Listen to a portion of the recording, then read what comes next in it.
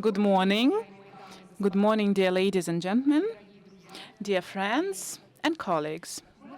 We are glad to welcome you at the global conference, which is called Aquaculture, a Driver of Global Fish Production. It is the third day of our forum today, and we are working offline again, and it is incredible and very valuable for us. And you know well that aquaculture nowadays virtually equals classic fisheries in volume, and fish and seafood is in highest demand on the international markets. According to FAO, the numbers of exports of fish and seafood exceeds all the exports of other protein sources, and 221 states are engaged in this market, and it is growing continuously and very fast, and aquaculture plays an important part in this process. We are glad to welcome at our session the representatives of governments, federal authorities, the representatives of businesses, of Russia, and also our foreign partners. Let me introduce the participants of today's session. The head of the Federal Agency for Fisheries, Mr. Ilya Vasilievich Shestakov. The head of Rossельхознадзоров, Mr. Sergei Dankwert. Deputy Director from Fisheries and Aquaculture Department, UN Food and Agriculture Organization, Mr. Odun Lem. Minister of Fisheries of the Faroe Islands, Mr. Jacob Westergaard. General Director from Directorate General of Fisheries and Aquaculture, Ministry of Agriculture and Forestry of the Republic of Turkey, Mr. Mustafa Altug Atalay. General Secretary, Network of Aquaculture Centers in Central Eastern Europe, Mr. Peter Langel. Co-founder and CIS Director from Finfarel, Mr. Pekka Viljakanin. The head of the Center for Industry Expertise from Russian Agricultural Bank, Mr. Dalnov, and co-founder and CIS director from Aquamaf, Mr. Leonid Goldstein, the CEO from Ruski Losos, the Russian salmon, Mr. Tikhonov.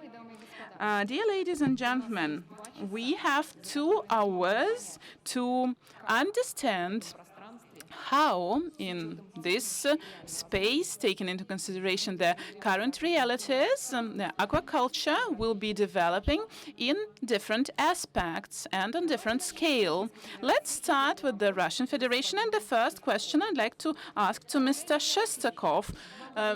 Mr. Shestakov, 2 years ago, when we opened the Day of Aquaculture, we noted that Russia produced approximately 1/4 of what the EU produces. 2 years have passed, and analyzing these figures, I see the following trend, that the volume of aquaculture is almost 1/3 of what is produced in the EU. And the question is, thanks to what factors this sector is strengthening its position in Russia in spite of the restrictions that we currently face? Thank you very much. First of all, I'd like to welcome all of you here today, and it's nice to see that at the morning session on the third day of the forum there are so many people, and now we went around Expo, and it functions really well. It's great to see that. And answering your question, first of all, I'd like to say that we are not trying to catch catch up with the EU, and we are not striving to be compared to that. But we have to look at the leaders and to learn lessons from their experience, to take valuable outputs from there. And we see that the aquaculture in Russia is growing really fast. And if we think about the figures over the last 6 years, we have doubled the volume of aquaculture output, and we started almost from scratch, so to say. But the most important thing was the adoption of the federal law on aquaculture when this activity has become legalized, and we worked out the regulatory framework, and also we got the state support measures. And it included subsidies for new investment projects, and subsidies for purchase of feed and planting material, and also the transparent distribution of the plots across all the territory of Russia, also mariculture plots, and the internal water bodies. And if we take the dynamics of its development, yesterday the representatives of Rosselschossbank showed us 13%, but that was the average dynamics over the last 5 years. But in reality, it is growing continuously. And if last year we mentioned 14% of growth, this year, in the first 6 months, we have had 20% of growth. And if we think carefully about it, that was a really good report at the plenary session presented by Rosselschossbank. There is no such fast-growing area that can be compared to aquaculture. And when we thought about the strategy, how we should be developing aquaculture, and what action plan we have to adopt, which priorities have to be set for us, we have been discussing for a very long period of time. For example, sturgeon breeding. It's a traditional story for us, black caviar, but we understood that it's a very complicated business and a long-term story, quite hard. That's why we defined and identified 3 tasks to develop the following areas: salmon and trout farming, and mariculture and sturgeon breeding as an indispensable part of all the complex, but not the most dynamically growing. It was not considered as a main driver. And now we sit here together and we say that 6 years ago we almost did not produce salmon, and now we have such volumes that Norway used to deliver, to supply us with 120,000 tons of salmon, and now we produce this volume ourselves. And I think it's a great success and a great progress. And this is the result of all the stakeholders and parties involved, the regulators, companies, constituent entities. And I think that this joint work has given us such positive results. Thank you. Немаловажным и, более того, неотъемлемым является аспект безопасности продукции аквакультуры. И по этому вопросу слово предоставляется господину Данкверту. Сергей Алексеевич, рамки требований к безопасности продукции меняются очень быстро. Международные рынки... International markets are introducing additional restrictions, and the rules of the games are changing quite fast. How should we act in this situation? Please name the principles of security that should be adopted and that companies, exporters should bear in mind. The situation that we are currently facing around the world in the development of aquaculture and the increase of the aquaculture fish that is supplied. Many aspects of safety now are in the focus of our attention. Еще давно, если вы помните, вот Илья Васильевич сказал о том, что 6 лет назад мы начали увеличивать производство лососевых. Надо сказать, что спасибо это в том числе и Норвегии, которая присоединилась к тем санкциям, которые ввели против России. И получили результат. And it helped us to achieve positive results. And if you recall this situation that we used to have 10 years ago, everybody was criticizing us that you find something in aquaculture fish from Norway. And we were criticized that we were doing that on purpose, that you are developing very slowly, and it's a kind of a cartel conspiracy in place. And I recall Federal Anti-Monopoly Service coming to us to the office to take our computers from us, but they were not able to prove that there was a conspiracy there. But the fact remained the same. Sometime after that, after our cooperation with Norway, we got some letters of gratitude from our Norwegian partners, and they thanked us for paying attention to the problems in breeding aquaculture fish. And they also gave us the guidelines and recommendation of the competent authorities of Norway, and there were some restrictions that were imposed, and there were some restrictions for women, and we paid attention to the fact that the intensive breeding and production of salmon and other types of fish leads to certain risks. So we tried to do our best to eliminate this situation, and in the 1990s we faced the disbalance, and we did not produce salmon, we did produce carp, but then when the living standards were growing and we were developing this market, what was mentioned by Mr. Shestakov, and Federal Agency for Fisheries helped us a lot in that. But in reality, nowadays, we have the following situation. We should not be guided by aquaculture enterprises that do not change, for example, water.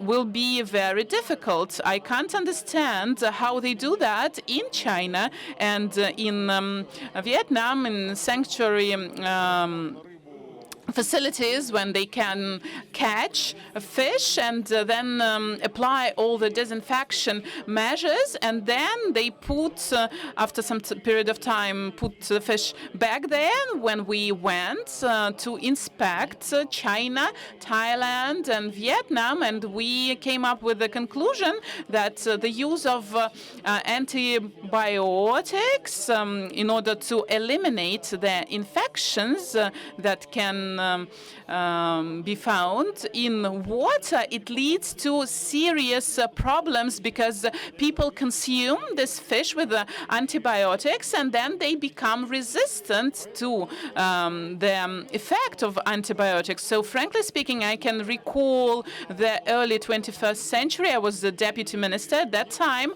and I was invited by the colleagues. The Federal Agency for Fisheries was a separate entity from the Ministry of Agriculture, but we signed veterinary documents to export black carrier black eggs, the fertilized one, and they could not understand China, Italy, and asked them, why are we selling the fertilized black caviar to other countries? We should do that domestically. And 20 years have passed, and from this fertilized black eggs, banks, we have formed our, so to say, a sturgeon community, and we export that to Italy, to China. And what was mentioned by Mr. Shestakov, the sturgeon opportunities should be used, and this potential should be unlocked. And we are ready to ensure safety and security, and we adopt the same attitude towards import and export. And I can say that as for import, we always adhered to the same requirements, and we have all the conditions to ensure the safety and security. Большое спасибо, Сергей. Thanks a lot, Sergey, from Rossельхознадзor. So let's do some benchmarking with the international experience, and then we will talk about business. As a follow-up of the talk of Alexei, we would like to know how the safety and security issues are resolved in the Faroe Islands. I would like to mention that the whole thing started in 1967. Today, the aquaculture of the Faroe Islands accounts for 40% of the total cost of export.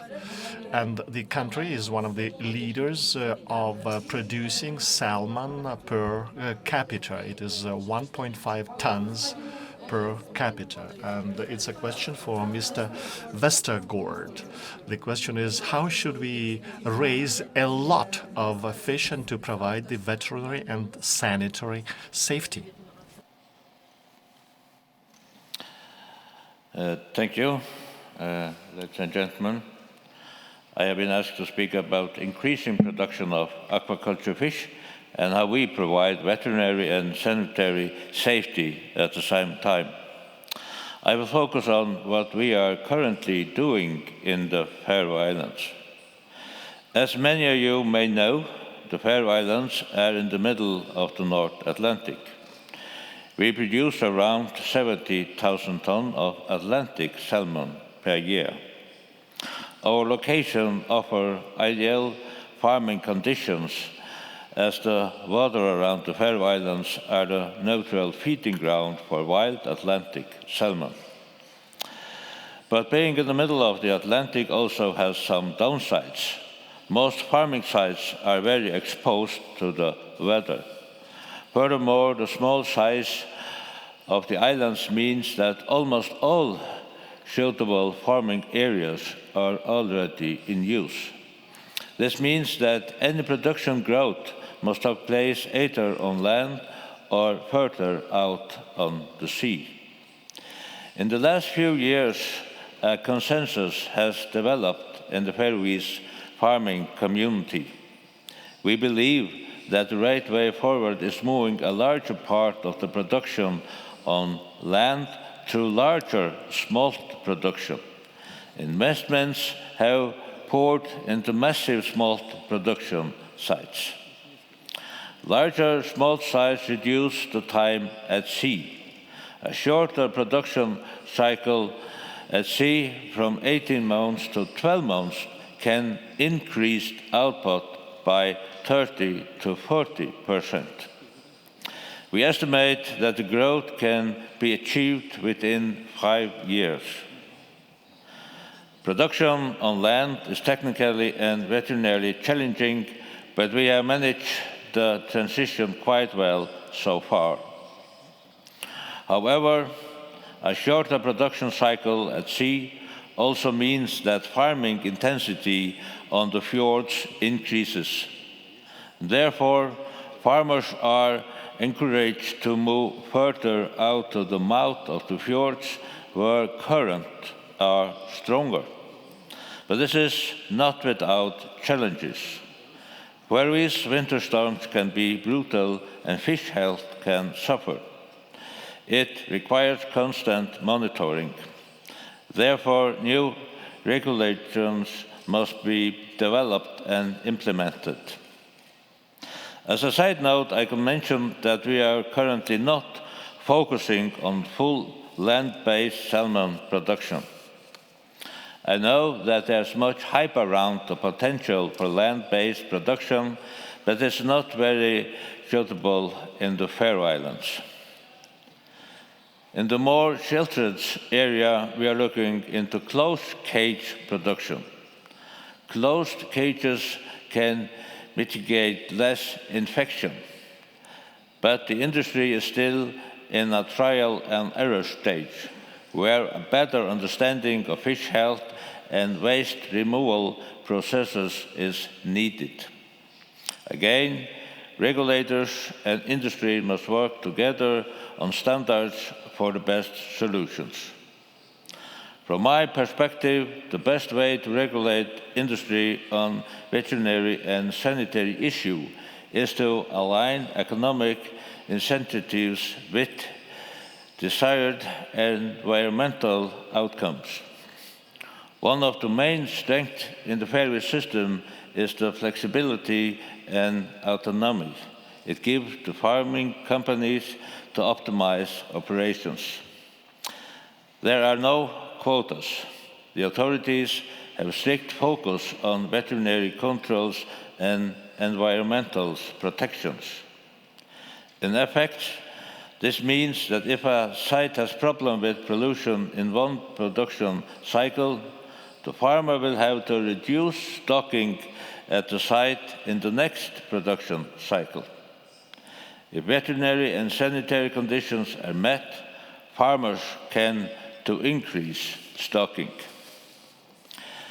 As the industry moves to new production methods, the regulators must also adapt. To include the research community is of high importance in this regard. This is also particularly relevant when we come to offshore farming, which offer one of the major growth potential for the Faroese salmon farming. We are currently reviewing application for a major offshore farming license east of the Faroe Islands. As a Minister for Fisheries, my primary concern is whether such a farming site will negatively affect fisheries and spawning sites in the area. Increasing salmon production with 10,000 tons is tempting, but the environmental impact must be minimized. So as you can understand, there's more than just veterinary and sanitary techniques to the question of increasing production of aquaculture-raised fish. But at the very least, I hope that our experience and expertise can add to a further discussion. Thank you. Thank you very much, Mr. Westergaard.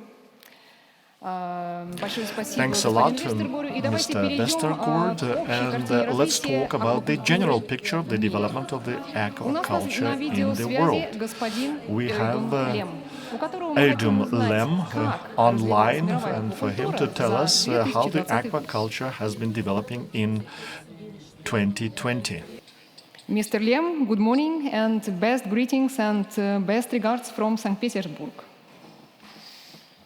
Good morning, Kasia, and good morning, everyone, and greetings from Rome. Great to hear you, and we would highly appreciate your insight about the main trends in the global aquaculture regarding production, trades, and market. Yes, good morning, everyone, and thank you for the invitation, and I'm pleased to be with you.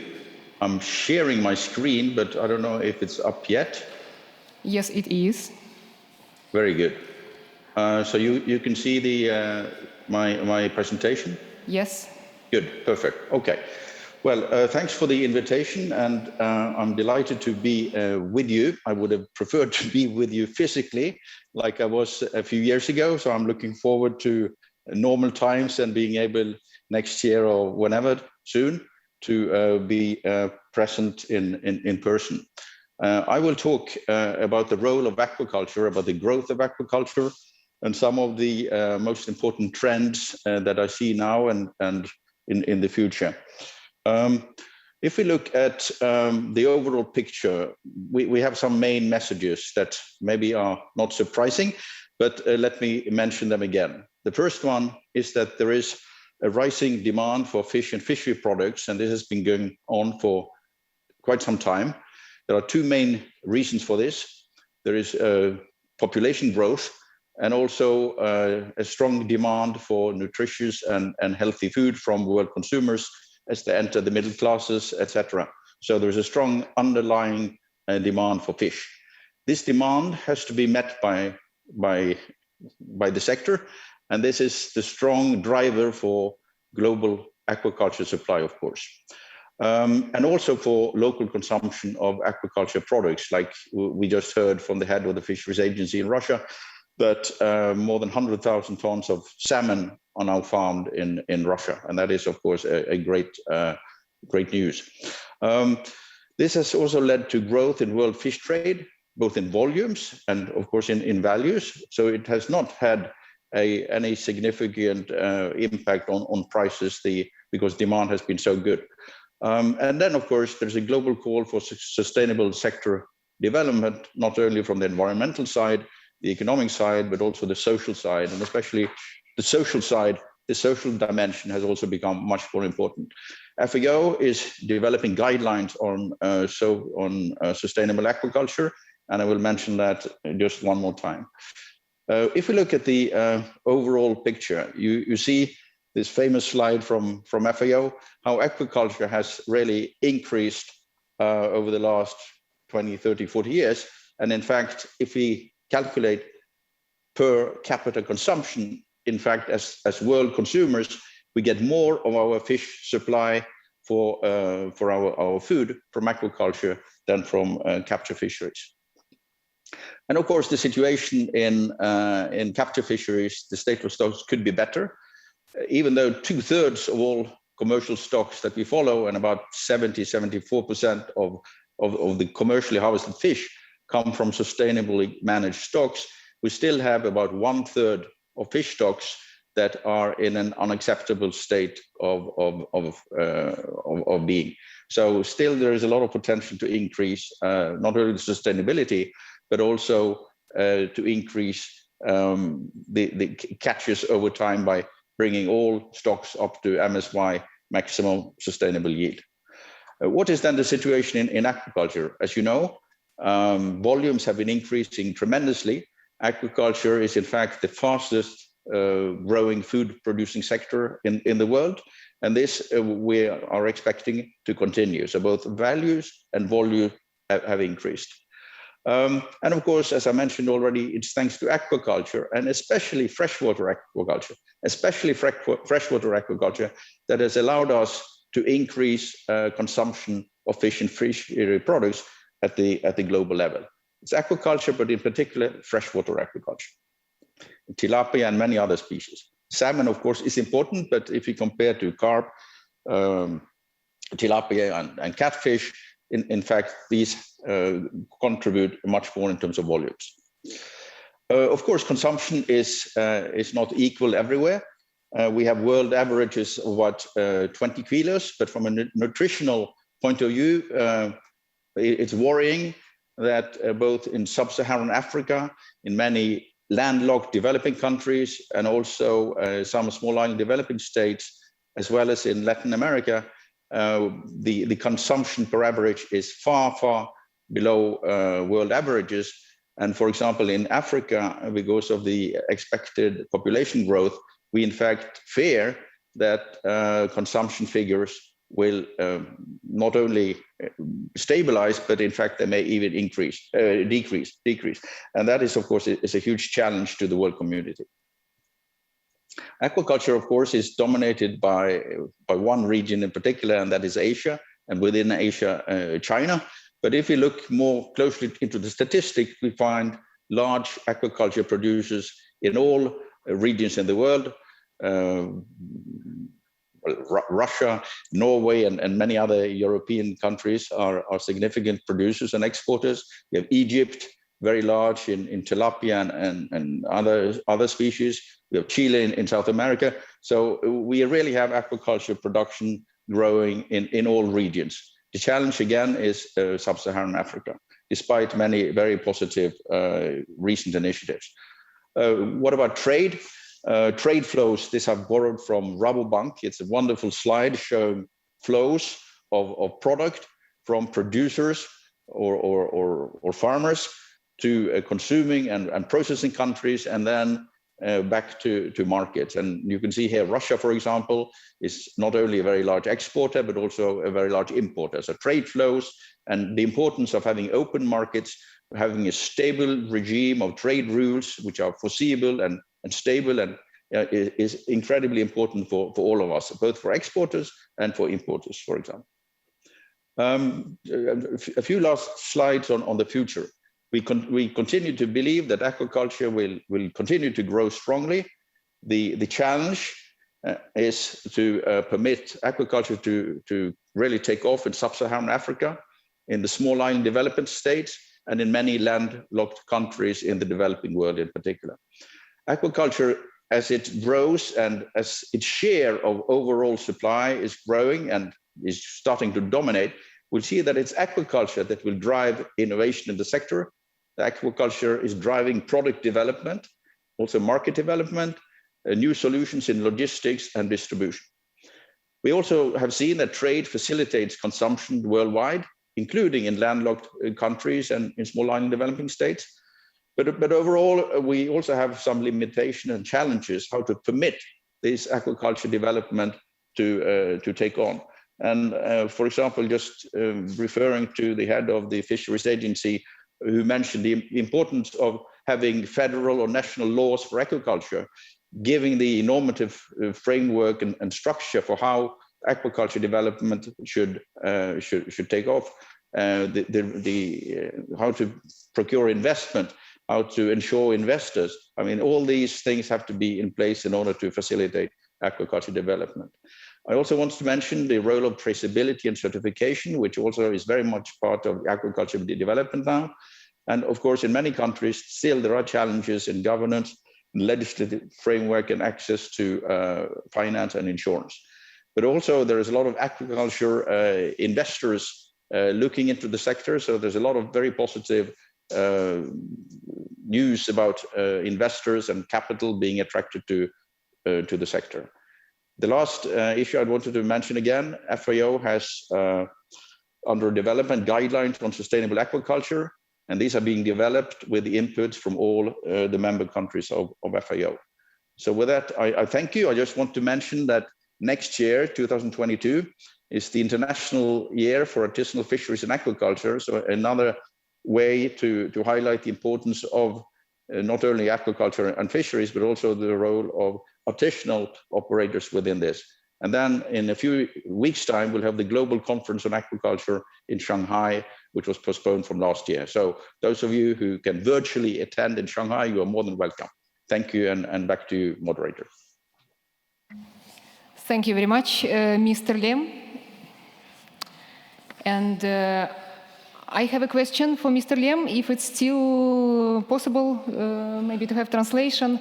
I would like to ask you, in your opinion, are there any regions or markets where the influence of the pandemic has not affected the value chain for the aquaculture sector? Or probably affected in the least degree? Well, if you compare, there may be countries and value chains that are less affected than the others, but certainly all countries have been affected. I mean, our sector, whether it's aquaculture or capture fisheries, is so international, is so globalized that the trade flows, transportation, consumers, the closing of restaurants, etc., has impacted everywhere. And of course, in the very beginning, the safety of the need to guarantee the safety of workers, of fishers, of aquaculture producers, of the people in retail and restaurants, etc. All this has impacted the sector. So there may be countries that maybe have had less, that rely less on fish and fisheries consumption in the diet, but still then they've been equally influenced by COVID in the other sector. So this has been a really global pandemic affecting all of us. Thank you very much. Большое спасибо господину Лему. Thank you very much, Mr. Lem. И вот очень And интересно эти взаимосвязь this connectivity between aspects and the impact of the pandemic on the volatility of the consumption markets. Let's learn how are the things with that in the Republic of Turkey. любопытно, что практически за So surprisingly, over the last 3 decades of the development of aquaculture, the country has increased its production 100 times, and it has become the world's leader in the sea bass and rainbow trout. Mr. Atalay, we'd like to learn как сейчас обстоят how the things are, the domestic consumption market of this production in Turkey and the production aspect. What has changed? Evet, çok teşekkür ederim. İlk önce beni davet ettiğiniz Thank you very much. Thank you very much for the invitation to take part in this wonderful forum. And I'm very grateful that we hold it in an offline format. It's great to see all of you face to face, to meet with our colleagues in this beautiful city. And I'd like to thank the Russian Federation for this invitation. We have a very interpretation, but I planned to speak in English, but I see that the translation is very good. I will be speaking in Turkish, and the world population is growing, the consumption is growing and increasing as well, and we have the trend for a healthy lifestyle, and it leads to the increase of the fish protein consumption instead of meat consumption, and this trend is quite clear in the Republic of Turkey, and it is actively developing currently, and the scientific research shows that the healthy lifestyle is directly linked to the growth of fish consumption in Turkey. Aquaculture has been developing for the last 30 years, and over the last 10 years, the government has started its active policy to grow aquaculture sector and to expand it. And the sector is becoming more and more important. So we have interests on the part of investors. They want to invest into this sector because everybody understands that it will be growing in future and they will have the profit out of it. On the one hand, we have to be very careful about our environmental resources, because we can't cater with the fishery fish in the necessary volume. That's why we have to develop aquaculture. And now in Turkey, aquaculture production already exceeds the fishery traditional production. 837,000 tons of aquaculture. This is the volume of overall production in Turkey, and the figures are constantly growing. And Turkey has the strongest fleet if we compare it to other European countries. And this fleet is not able to cater for all our needs in terms of the traditional fishery production. And the Ministry of Agriculture has made a decision, the Cabinet of Ministers made the decision to actively develop aquaculture, and we have to promote it and to promote the consumption of agriculture in the society.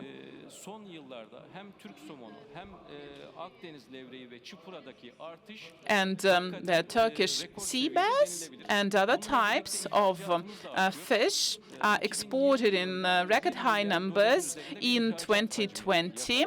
more than $1 billion. This is the export volume, and 70% were exported to the EU, and the rest, 30% to other countries. Russia is a very important partner and market for us. And Russia is interested in certain types of fish, and we try to meet this demand, and we try to be in line with the strict requirements on the part of Russia. Our manufacturers obtain certificates in order to produce fish for Russian market, and they actively cooperate with Russian partners. Last year, when we had the growth of production, but the consumption was rather low because of the restrictions, and we didn't know what we have to do with the large volumes of fish that we had. And we started an active campaign on our domestic market in order to prevent the losses of these large volumes of fish. The Ministry of Agriculture organized their promotion campaign across all the country with the large markets, supermarkets, large chains. Without any profit, we agreed to activate the consumption of aquaculture on the domestic market. The first picture you see, the Turkish Minister of Agriculture given the information in one of TV programs. And we started the program to promote the growth in the consumption of fish. We used well-known writers, influencers, TV presenters. Children know them, and their parents like them, and of course they have certain influence on them. And through these TV programs, we tried to increase the aquaculture fish consumption on all the channels. We organized with the presenters some programs that explained how fish should be cooked. And we also invited well-known doctors, renowned doctors, that told the society about the benefit of fish consumption and its positive impact on the children's body and health. And we organized that within a very short period of time. It took us 1 month to prepare that. Organized it domestically, and the result was the fast growth of consumption of fish on the domestic market, and we were able to save large amounts of fish that was produced over several months, and we've had the increase of 30% on the domestic market. And now we face the following situation. On the one hand, domestic consumption has become really high, and now we also hope that international markets will be opening up, and we hope that we will continue supplying those markets with our fish, and it will foster the growth of our domestic production. Even in this crisis, we did not lose a lot in our sector, and we strictly comply with all the sanitary, epidemiological measures in order to meet the standards and the requirements imposed by certain countries when we deal with the exports to these countries. And we think that it is very important for us. We would like to continue acting as a leader, because it will ensure the healthy lifestyle for our children, and we will be trying to educate our society, and the consumption of fish is growing, and we are preserving this consumption rates both domestically and internationally. Thank you, Mr. Atalay. It's a very interesting initiative counteracting COVID pandemic by increasing fish consumption, supporting the immunity across all the country. And it's nice to see real figures, real results, that the consumption has grown even under this complicated situation. When we talk about the production and about markets, it's important to talk about the environment. Let's turn to the EU and Mr. Langwell. I think that all of you here today know that the fast growth of aquaculture production is prompted by the growth in the demand. Different types of agriculture have different types of environmental load and burden. Mr. Langwell, which measures are taken by the EU in order to ensure environmentally friendly production? Thank you for the question. It's quite relevant. Over the last 2.5 years, the EU adopted a lot of strategic documents that will, of course, have an impact on the development of aquaculture. And the most important event was the announcement of in late 2019, the European Green Deal. Should be translated like the European Green Action Plan. This is the strategy of the development for the EU for the upcoming years, and the main priority is the sustainable development. And one of the most ambitious tasks of this strategy is to make Europe a neutral continent by 2050, and also separating the economic growth from using the feedstock. And the EU is putting its effort into achieving this goal, and we are quite serious about it. And we have about 1/3 of investment budget allocated for this topic. And the Green Deal itself is more a political declaration. Over the last 2 years, some related strategic documents were adopted for separate aspects. As for aquaculture, the most relevant one is the farm-to-fork strategy, and also the biodiversity strategy. The farm-to-fork strategy will help us to ensure the sustainability of the production.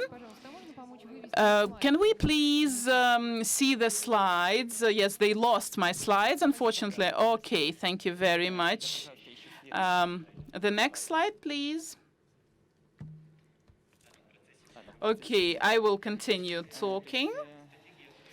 So the farm-to-fork strategy was aimed at the sustainability of production and reproduction of and also at the decrease of losses, the radical decrease of pesticide, the reduction of nutrient losses, fertilizer uses, and also the increase of land under organic farming. The next slide, please. Biodiversity strategy is in line with the previous strategy in many aspects, and its goals increase the 30% increase of the land, and about 30% of coherent protected areas. What impact will it have on the aquaculture area sector? We can see that in the EU, they are strategically planning up to 2030. All the EU members have to work out aquaculture development strategies and also operational programs for the development of agriculture. They should meet the principles of the Green Deal and help implement them, put them into practice. To facilitate this work, in May this year, the EU Commission has prepared the regulatory framework, and we have 4 strategic priorities, and the guidelines were provided in 13 areas, guidelines both for the EU and the EU member states. So national strategies should be elaborated in line, meeting those requirements and those recommendations. And in many aspects, indicators and goals in those strategies. There are active disputes ongoing, but we can confidently say that in the next 10 years, the EU will be investing into environmentally clean production, into the renewable energy and related sectors. And aquaculture strategy, I know it quite well, and it has been set as a task. The time is limited, but I'd like to emphasize one aspect specifically because it is very important, especially for Central Europe countries. The pond fish farming can become the industry that will gain from this shift in the EU policy. The EU did not understand well the pond aquaculture, and they thought that it was an outdated, old-fashioned method of fish farming. Now the attitude is changing, and it is becoming more positive. And if we have a look at the priorities of the modern EU strategies, the integration of fish farming, ensuring biodiversity, environmental protection, the decrease of greenhouse gases, and also the ensuring the safety of supply chain and pond fish farming are quite characteristic of Central Europe, and it is completely in line with this concept and with this strategy. These new strategies in the EU can provide a strong impetus for the development of pond aquaculture. We have to use these resources in order to increase the efficiency. Up to this period of time in Hungary and in many countries of Central Europe, we use old-fashioned methods of operation, but we have to adopt the environmentally friendly methods. And I'd like to talk about two main priorities in pond fish farming, the extensive and intensive farming combination. There are many technological solutions that are used for this purpose, and that is how we combine the environmental functions and ensuring their efficiency. Another area quite promising is the so-called multifunctional aquaculture. Many farmers are switching over to this aquaculture. It is the combination of conventional farming with these services like recreational fishing, for example, and it makes it possible to diversify the income and to avoid seasonal nature of profit making. There are large farms with growing output. These services account for 60% of the income. And our statistics shows that that kind of farms are better off with the lockdown. Opening the farms for the visitors is good for the community, and the communities understand and accept the aquaculture better in this way, which is one of the strategies of the EU. Thank you. Thanks, Mr. Lendl, for your substantial talk. What are the new framework of the development of this sector, comparing the data that was provided by Mr. Lam, that there is a growth of the fresh fish by 8 kgs? And I would like to turn to business now for them to explain that kind of development from the practical point of view. Sustainable business is not possible without new approaches and innovative ideas.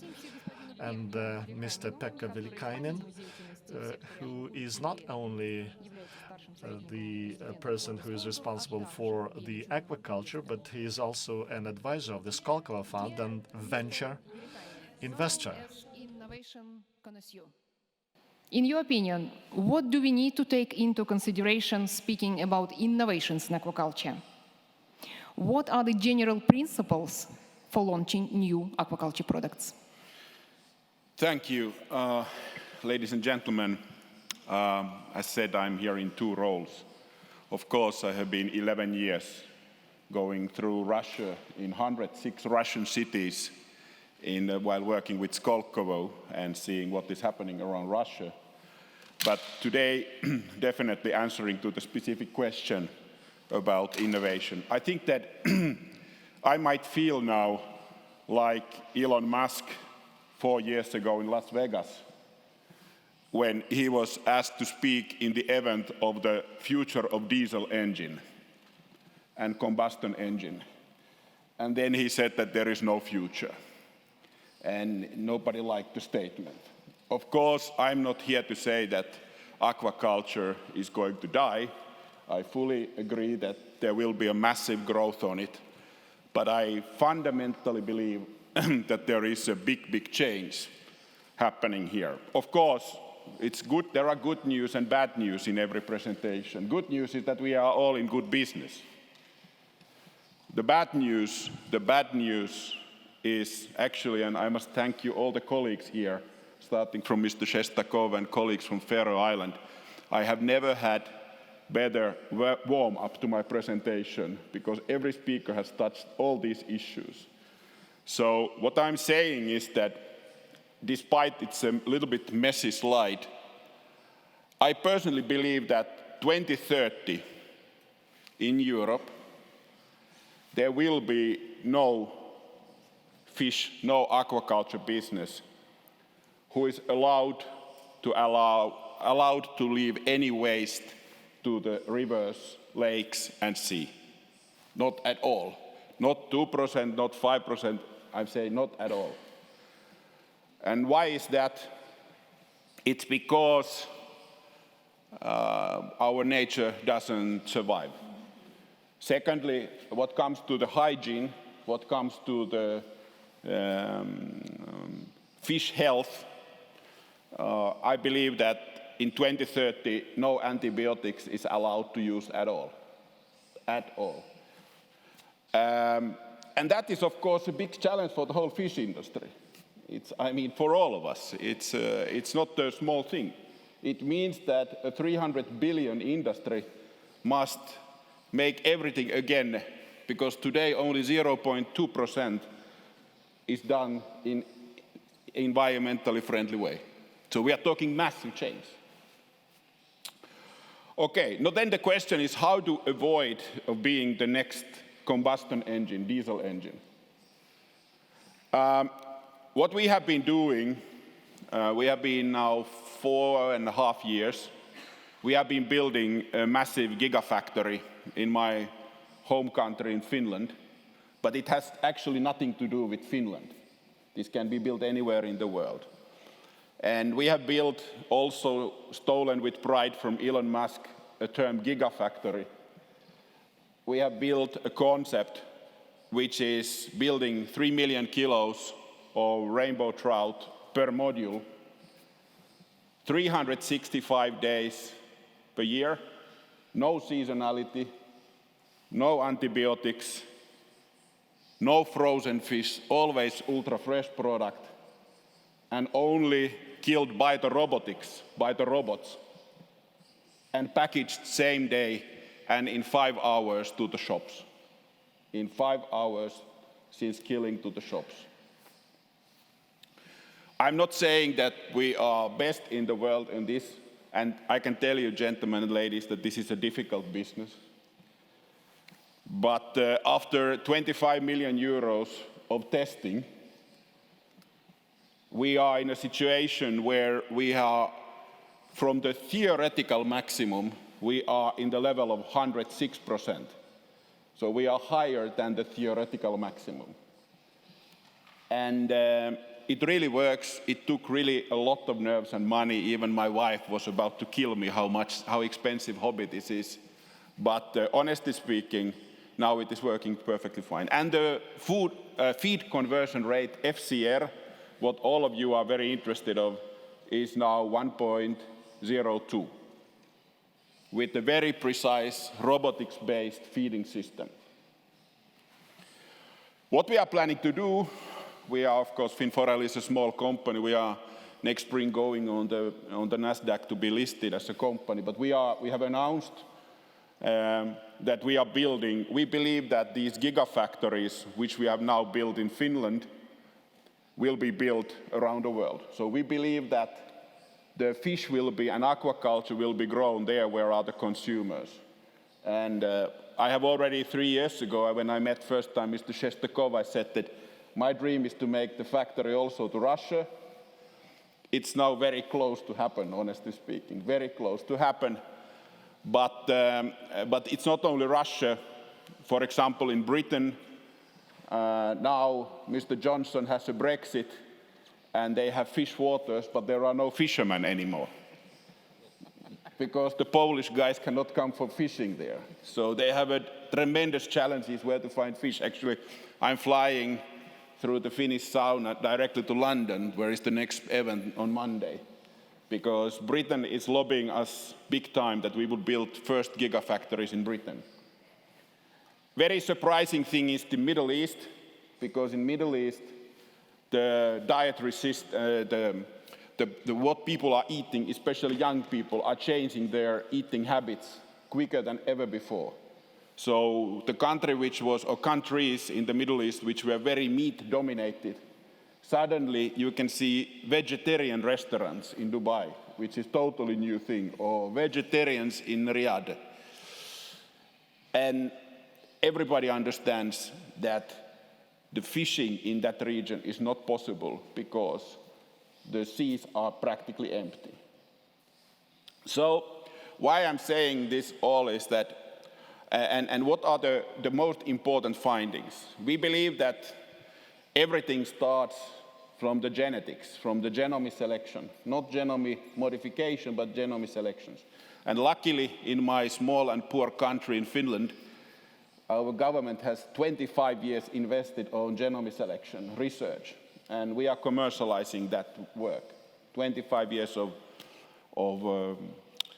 genome selection, especially in the rainbow trout. Secondly, this is extremely IT, technology-driven business. So when we are building one gigafactory, it's roughly 45 million euros. 45 million euros is one gigafactory module. And out of that, about 1/3 is high-tech, software, robotics, automatization. Which means that we need totally new competencies in aquaculture. So those guys and girls who were good in traditional fish farming, we need those, but it's not enough. And coming back to this Tesla story, in that same Las Vegas session, it was asked from Elon Musk why Mercedes-Benz cannot make electric vehicles 4 years ago. He replied that they don't have such people. Okay, I'm not as arrogant, but there is a certain truth on it. This needs a lot of educational things to educate people. Regarding innovations in general, we at Skolkovo and we at Russian Federation, we have started investing 6 years ago on agrotech cluster.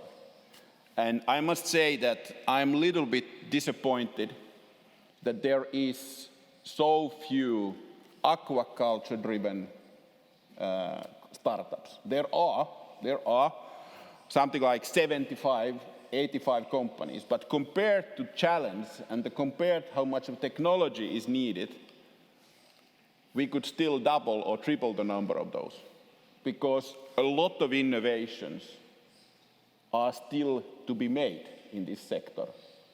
And when we are building one gigafactory, we are not buying the technology from some technology supplier because there are no such suppliers.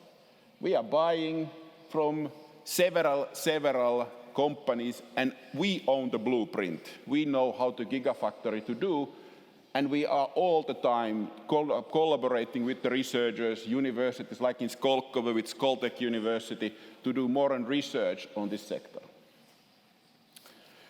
And the last, but not least, I want to repeat 3 issues which are driving innovation.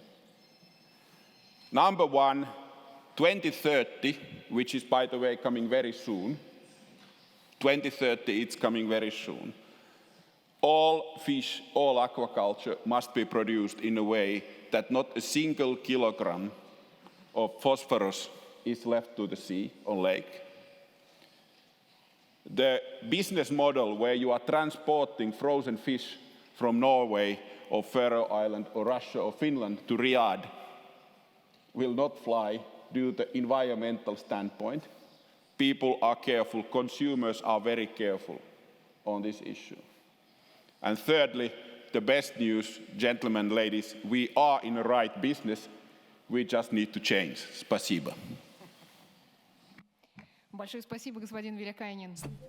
Thanks a lot, Mr. Villakainen. Talking about the innovations, you might be aware what Steve Jobs has said. The biggest innovations of 2020 will be at the crossroads of biology and technologies.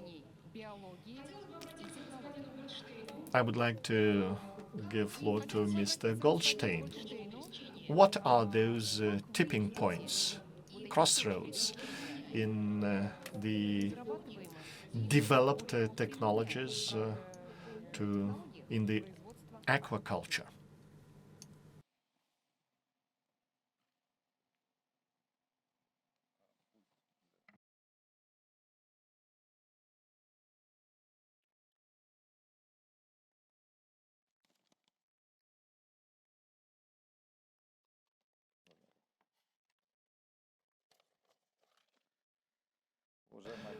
Esteemed ladies and gentlemen, I would like to thank the organizers for inviting me to have my talk at the forum.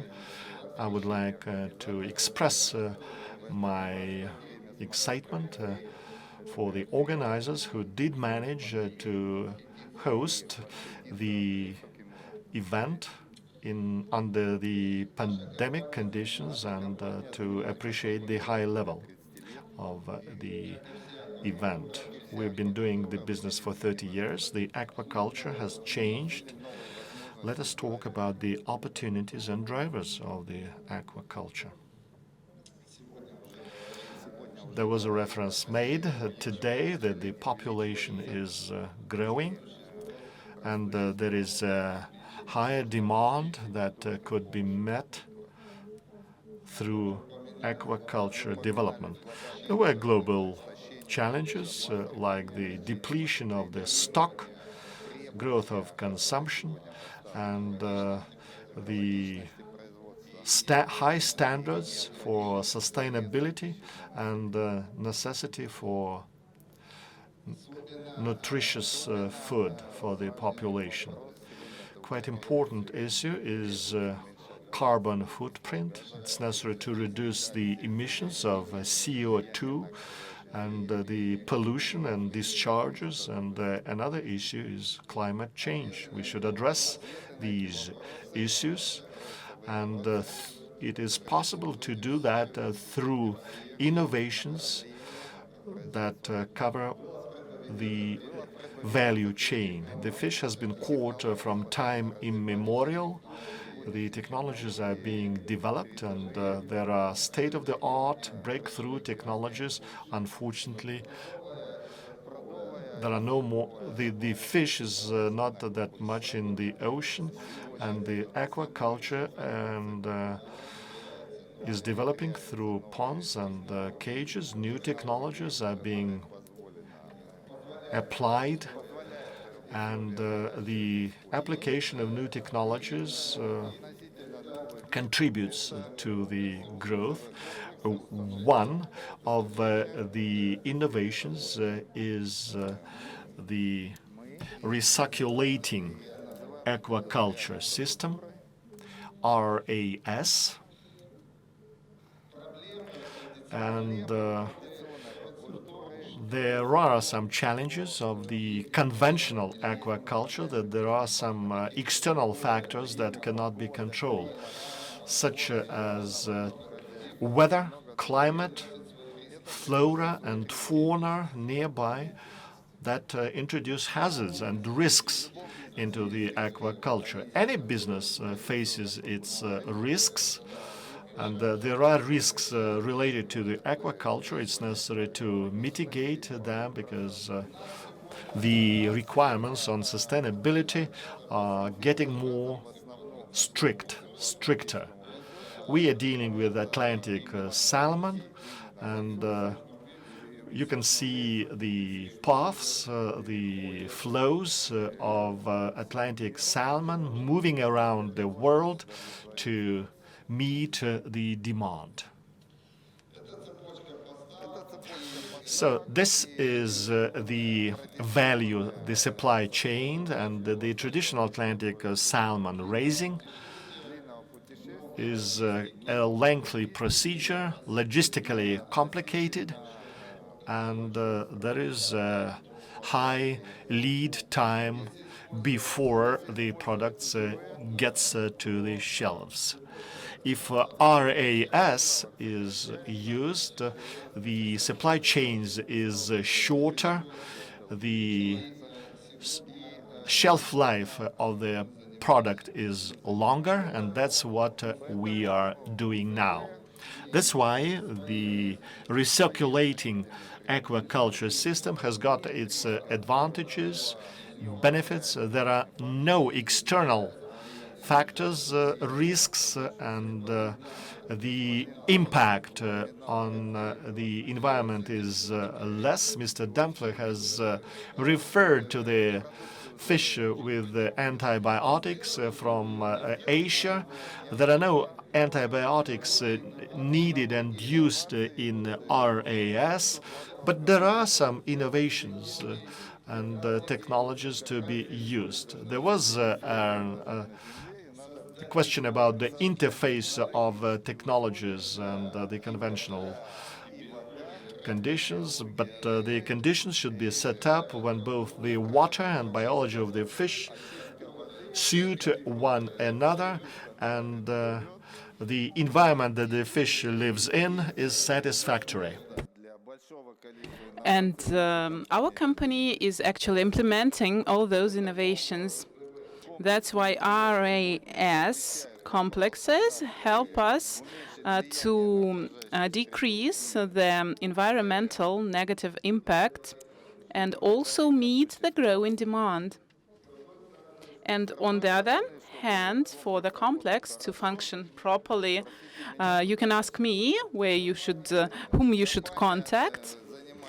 We have been in this business of aquaculture for 30 years, and we build facilities at any place with any climate conditions, and these are the projects that have been already implemented. Some of them are ongoing.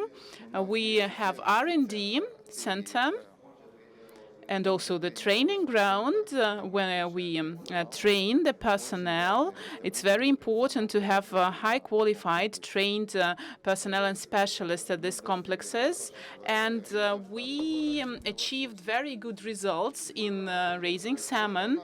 And now we have a project in Russia, in Vologda region. I'd like to welcome here our partners. We are building this innovative complex together, and it is innovative not only from the Russian point of view, but also from the global point of view. And hopefully next year we will be able to show you how it already operates. These are the examples of our projects. For example, the project that was commissioned in Canada, another project in the US. The complex is planned to have 15,000 salmon.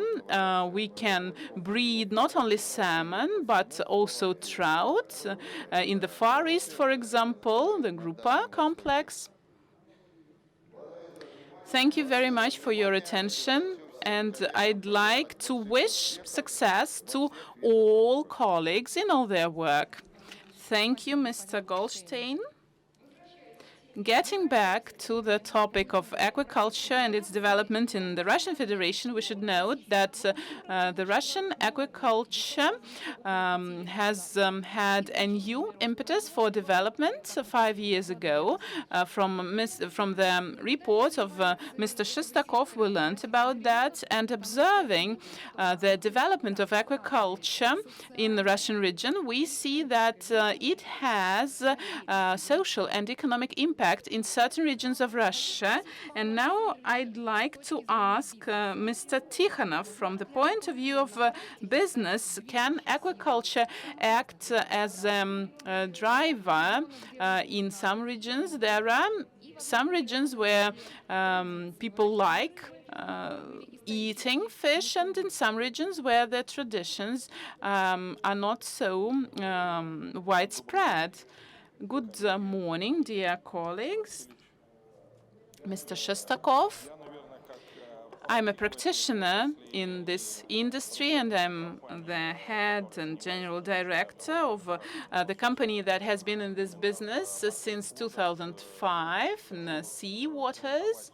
And I'd like to present our company, Russian Salmon, and I will also talk about specific aspects of our work and our interaction with other stakeholders of the industry. Our company is located in Murmansk region in Pachinsky district, and we established it in 2005. Nowadays, we have produced more than 50,000 tons already. We had gone through some complicated times as well as good ones. And throughout our history, we achieved results of 14,000 tons per year. This was the maximum result that we got. And as of today, over the last 6 months, we produced about 8,000 tons of the ready-made products. As a company, we work under conditions that can lead to certain risks in terms of safety. And I'd like to reiterate what Mr. Packer has said, that now we are emphasizing the safety of the produced and manufactured products, and also the quality of water is a priority for us. And I'd like to explain what I mean. The water that we have after the fish is killed can pose a serious threat and a serious risk. And in our plan for the development, we will be building the new plant of the new format. So about 1 billion rubles will be invested into this project. And there we will have the state-of-the-art treatment facilities, and we will have 4 phases of treatment, and we will be killing all the viruses, and we will take fresh water, seawater, we clean that out, and then we use that exactly at our facility. So let's continue. As of today, the slide shows it. We have 4 operating facilities, fish farmings and up to 7,000 tons per year. And our plan is to produce 25,000 tons. And this slide demonstrates the licenses that we have for certain plots. We are a part of Baltiski Barrick group of companies, and that allows us to safeguard ourselves from the point of view of processing. We sell both feedstock and the feedstock for our company, and then we produce and put that onto the market. So this I have already told you about. Last year, we obtained the status of the resident of Arctic Economic Zone. So we got some preferences and incentives, and it will help us in our future. And we will build the new plant with the use of RAS system, with a closed type of water supply system, and the processing plant of the new class, what I have already mentioned. In general, what else I'd like to mention, like to quote Mr. Shestakov, we are ready to continue our development. We, as an industry, are expanding, and we are growing really fast. And we are a cluster that will ensure very good future for aquaculture. And in Murmansk region, we have Gulf Stream, and these conditions are quite favorable for raising and breeding Atlantic salmon. And it is the only place like this in Russia, and we are expanding and we are growing in this cluster. If we take all Russian aquaculture, we are a dominating actor and player on this market. Mr. Shestakov, thank you very much for the support that you rendered to our enterprises, and we are ready to give certain part, certain share of our work to the market of our products. And concluding my speech, I'd like to say that we have certain influence on the social part and social life of the region. The place where we are located, we have an impact on the support for the society. We have about 260 jobs that we offer to the residents. And some of these specialists are quite unique. We train them ourselves, and you cannot find them anywhere else, only at our facilities. And our plan includes interaction with regulators, with educational institutions that will be ready to train and to educate the specialists that we will need in future, using the Norwegian practice, what we learned, our lessons from them. But we are ready to do that ourselves. As I've already mentioned, it's like the input substitution factor that plays its part. And like Igor mentioned, we have to thank Norway, we have to thank this situation with the sanctions, because we have been given this opportunity to enter the market, to show what we can really achieve. And concluding my speech, I'd like to say that we got the opportunity to speak at today's conference. Thank you, Pavel.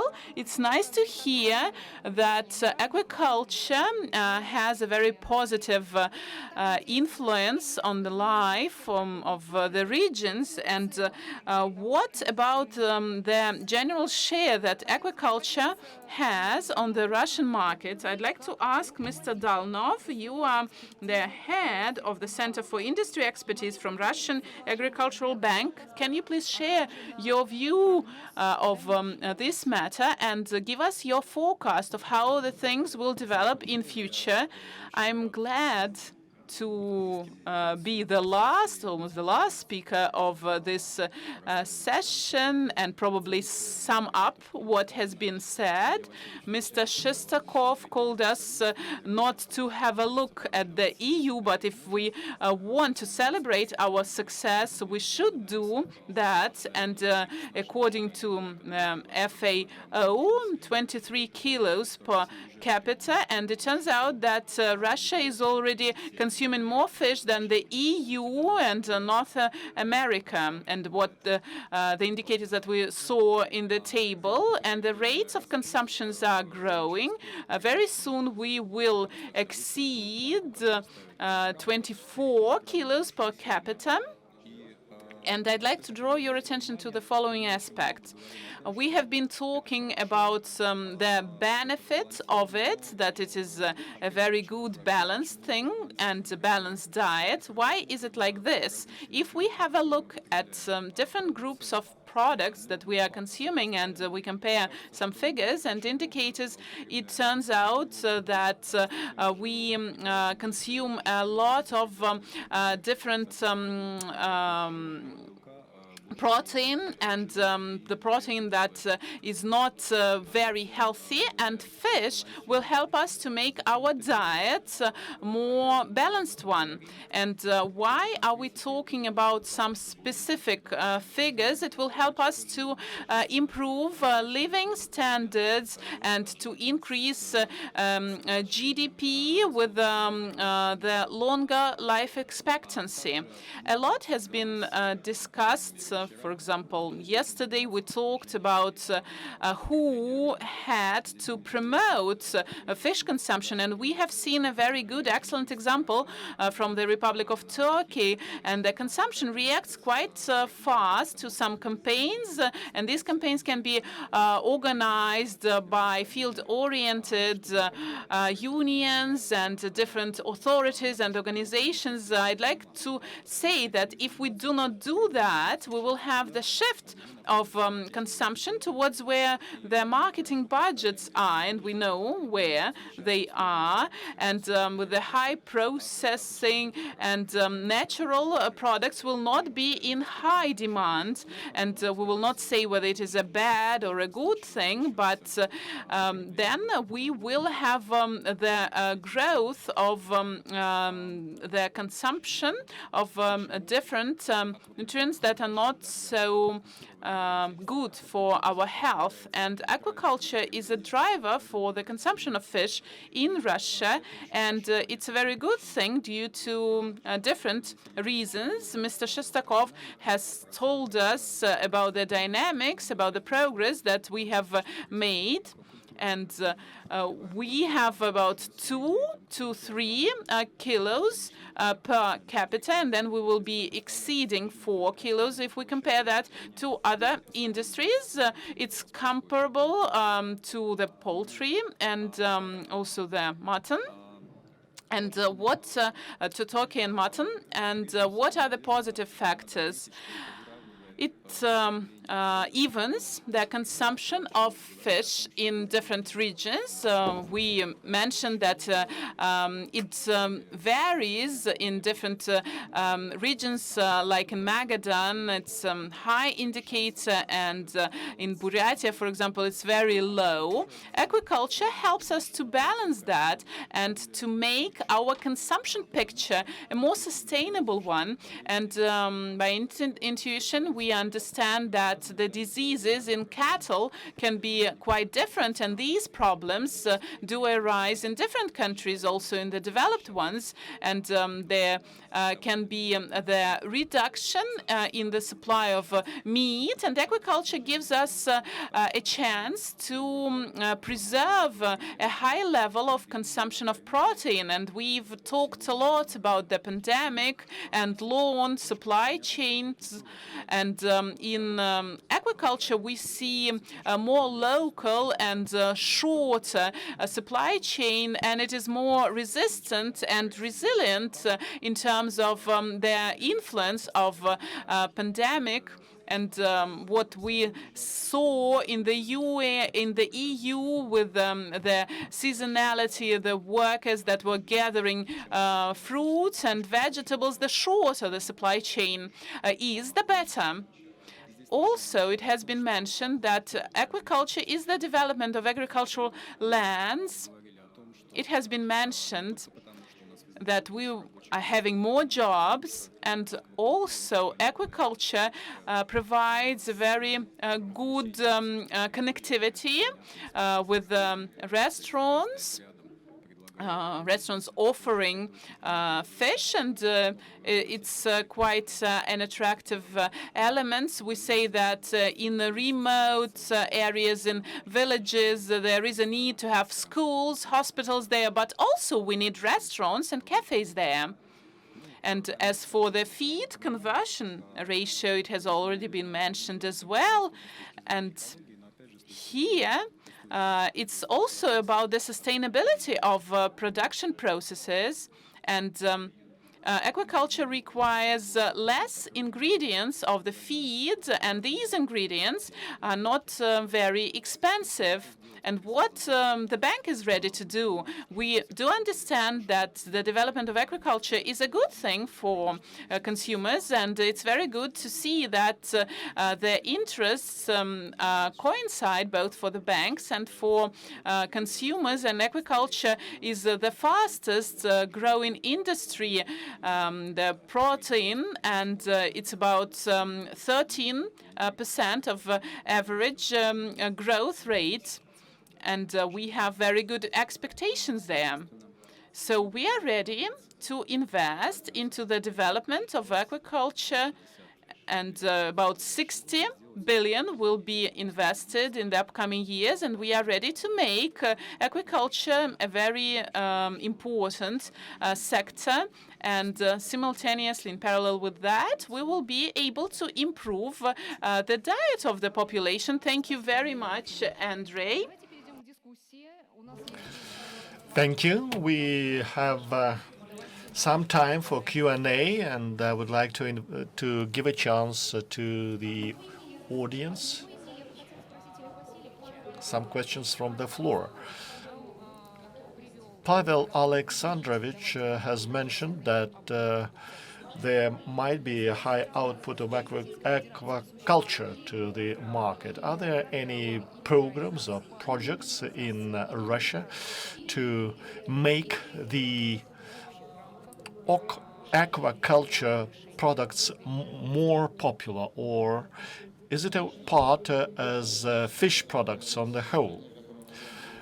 Of course, being in the country where we catch 5 million tons of wild fish, and despite the trends of the EU that there'll be no antibiotics and no emissions or discharges, etc., we realize that for us the benchmark is wild fish consumption, and that's one of the benefits of Russia.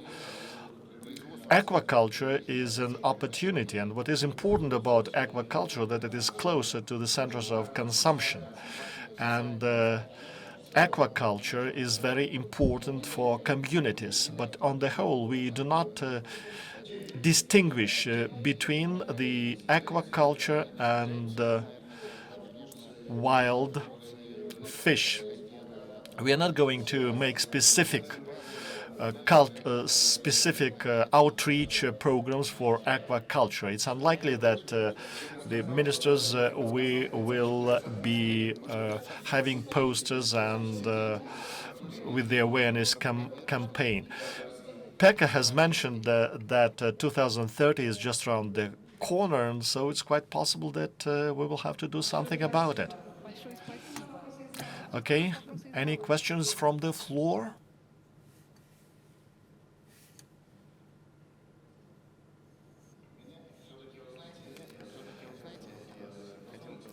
If you allow, I would like to ask Sergey. Sergey has been talking at length about the global trends, and I have a specific professional question for Sergey.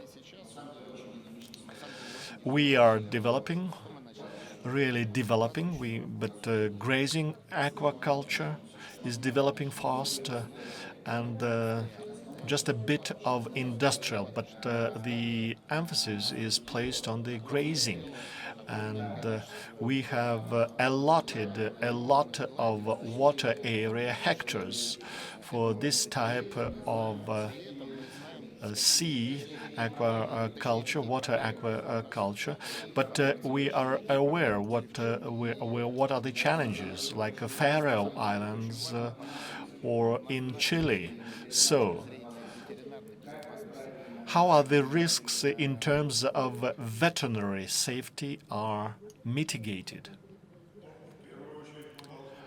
First of all, we have to understand that the issues that the colleagues have mentioned occurred because we do not have a closed cycle, and we depend on the seeding from outside, and infections that we can draw from outside would be here, because we cannot determine the source of infection at the early, and or take the vessels bringing in the seeding materials. Do they have any quarantine? Are they subjected to quarantine? No. That's why we will have to develop our own production of seeding juveniles, and then another factor, another thing is the unsatisfactory level of the veterinary services, and what they're doing with the aquaculture in Europe. Vaccinations, vaccines are not here.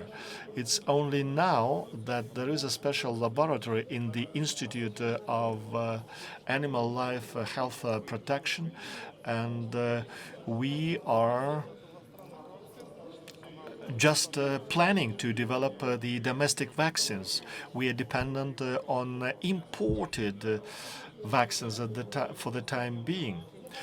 And or take, for example, the poultry, and there are live vaccines that are used in the poultry sector. So that kind of dependence on imported vaccines is something that we should avoid. And I exaggerate, but the situation in veterinary science is such that there is no specialization for fish, and we should have more veterinary doctors that would be specializing in fish, and that's another task that we face. Veterinary risks exist at any agricultural sector, and the industrialization to produce meat has indicated that it is not always possible to avoid these risks. It might be the matter of human error, and to work efficiently, the internal control should be in place for veterinary control. And when we talk about it, and sometimes the business are not pleased. They say, why your requirements are too strict? So compliance is a must, but sometimes not all the businesses understand it. Internal control systems make it possible to stop infections. We have examples when the agricultural facilities suffered a lot because there was just one source of infection. And many countries did manage to resolve this issue. And the challenges in Chile, well, you are aware about the situation, and it is using the Norwegian technologies, and the ownership is Norwegian. That's why we have a unique opportunity now. And it doesn't mean that we should gravitate towards aquaculture, raising Atlantic salmon. I think we have more options, and we can use the regions with plenty water resources to raise different species, not only, say, cyprids or tilapia. And it doesn't mean that we should import something from Bangladesh or India. We can produce it locally, not only having fresh fish, cyprinids. By the way, there is pike perch, for example, quite interesting. We do not cultivate it enormously, but if you take it in Europe, pike perch is more expensive than salmon. And well, we had a speaker from Hungary. He might confirm my words. Fillet of pike perch is more expensive over there than salmon. And so we should look for the ways to make the situation better in terms of the veterinary risks. And we have been working together with the business, but still meeting all the standards and veterinary requirements can deliver. And what are the trends? Because our colleague from Hungary has stated that ponds and pens that has been forgotten for quite some time, and you're referring to the recirculating aqua systems. In 2030, there'll be no antibiotics and discharges. Will it be something that you will be lobbying in the EU? And what shall we be ready? And what will happen to the 80% that is exported from the Asia? Will all the export be stopped? Provocation is always a great tool. I must say that, first of all, what comes to the ponds as a technology and the way of working, for sure, that is part of the future also in 2030. If the waste is being treated, if it has been taken, the animal health has been controlled in a way that the water can be cleaned. We are cleaning in our pilot factory about 6,000 liters of water per second. And it, of course, needs a lot of energy, but it's the only way how to handle it when we are only using biological tools. But not to answer directly to your question, I want to actually comment one other thing which is impacting to our future. And that is, surprisingly, the aging population. The way how fish is being used is definitely changing already now, today. And it's absolutely true that, for example, in Helsinki, the fillet of pike perch is more expensive than the fillet of salmon. What else is happening is that, for example, in Europe, and I guess it's the same in Russia, everywhere, there are much more households where is only one person. So on average, in a households, there is 1.4 persons living, 1.4. Which means that for the consumption of fish, we have to have totally new products. And actually, what the colleague from Turkey was saying, it's actually very relevant, because there are more students, there are more widows, there are more single person living. They don't want to buy a whole fish. They don't want to buy even a big fillet, but they only want to buy that part of the fish what they eat today as an ultra fresh.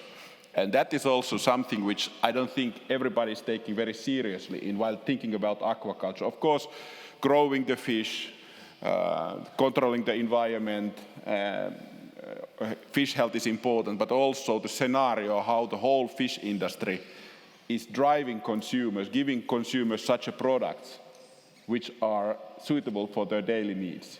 And that change is fundamentally big right now.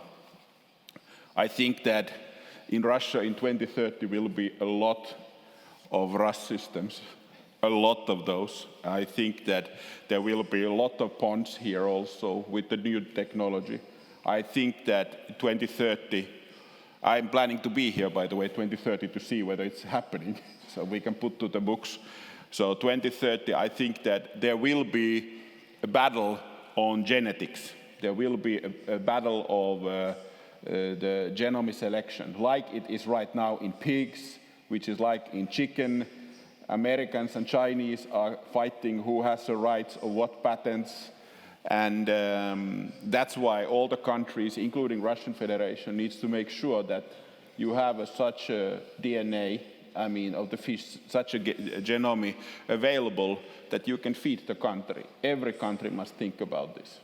And every company must think about it. That's why when I was showing the picture about global gigafactories, one of the important part of the story is that we are supplying the fish eggs from our central gigafactories for all factories around the world. To make sure that, like now we have in Denmark, we have a disease on the fish eggs, and Danish material is prohibited across Europe. If that would be the case, that we could not get American fish eggs now, all the factories would be empty in 165 days. So these are, of course, massively big issues. There will be a future, Mr. Shestakov. Don't worry. The Gagger plant in Veliki Novgorod is number 5. So are you planning to start building it in 2030 or next year? No. We are already, our designers are already working on this issue. So we are, as said, our ambition is to make the company relatively big, and that's why we actually, within 14 days, we are announcing major investment rounds now when we have get the process up and running, and we can do up to 4 of those gigafactories simultaneously. So I knew that when I come to Russia, somebody's asking why the Russia is not number 1 on the list.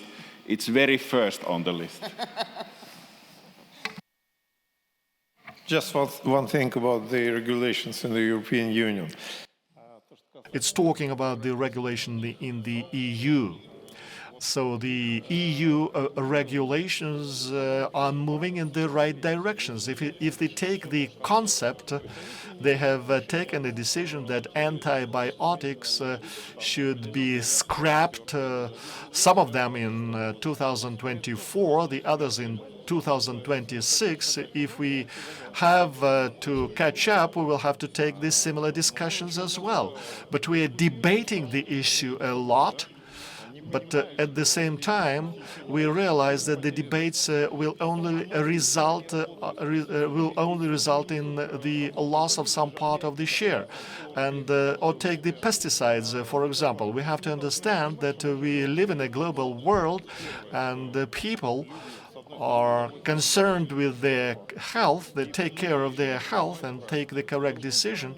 And on the other hand, they work to eliminate the competitors, and the EU is an example.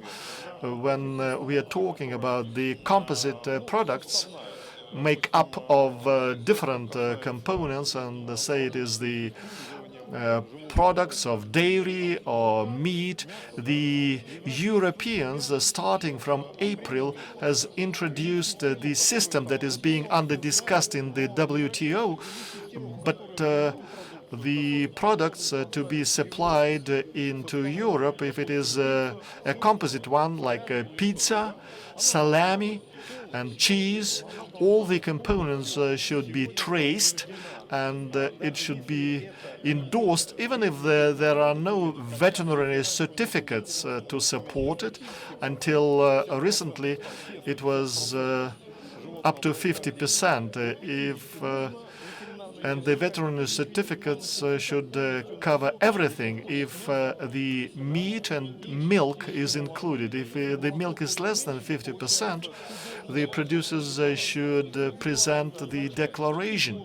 And you have to declare that the producer meets all the requirements. The IC should meet the standards. And with the antibiotics, it is some 250 or 300. And so talking about the competition, and that is all done to avoid the competitors. And that's why the Russians cannot export it over there, because there is no underpinning of the documents. And if you if we intend to deliver something to Europe, you won't be able to do that. Even say bread is included in butter. Where is the butter from? Okay, all the enterprise should have the certifications. So the competition is quite high, and that's why if we do not be prepared for it, we should work hard. Like you won't be able to supply something if you're using the antibiotics, and those are not registered in the US.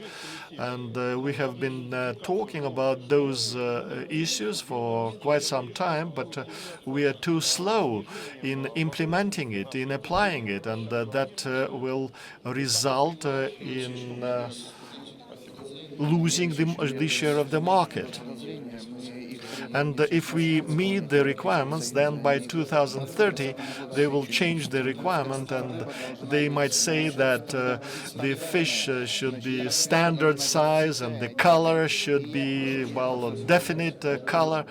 And take the fish products, for example, and in the EU they would like to get the share of the premium market, but if they wish, they stop the products from the Asian market, for example.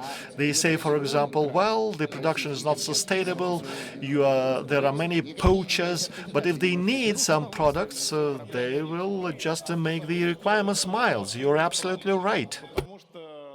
But this is a similar situation with the Germans when Europeans say that it should not contain any of them.